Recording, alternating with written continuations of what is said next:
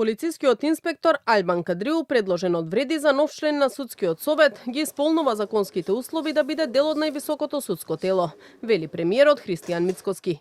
Тој потенцираше дека Кадриу доаѓа на предлог на пратениците, а не на владата, и дека одлуката дали тој ќе биде избран или не е во рацете на народните избраници. Тој е кандидат кој што го практично гласа парламентот и како член во судскиот совет од редот на малцинствата повеќе од 20%, односно во случајот дел од албанската заедница во Македонија.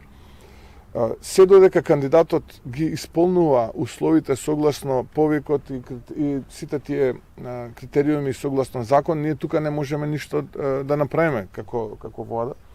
На крајот од деното станува на пратениците да одлучат дали ќе го поддржат или ќе побараат некое друго решение. Предложениот Кадриу во биографијата доставена до собранието навел дека дипломирал и магистрирал на правниот факултет при Универзитетот на Југоисточна Европа и дека има положен правосуден испит, а професионалната кариера ја градел во владата, МВР и СВР Тетово, како и дека може успешно да придонесе во реформите во правосудниот систем.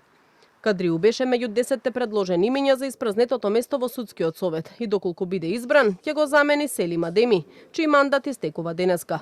Кадриу доби зелено светло од 8 од вкупно 12 пратеници во комисијата за избори и именувања, откако претходно беше отфрлен предлогот на Дуи Арбер Исаку да биде член на судскиот совет.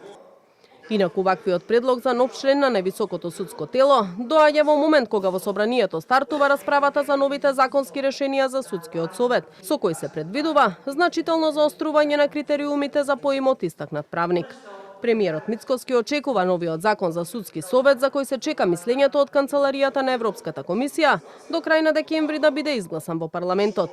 Најави дека веднаш потоа ќе бидат предложени и 2 нови членови на судскиот совет, кои доаѓаат на предлог на претседателката Силјановска Давкова, а кој ќе треба да ги изгласа собранието.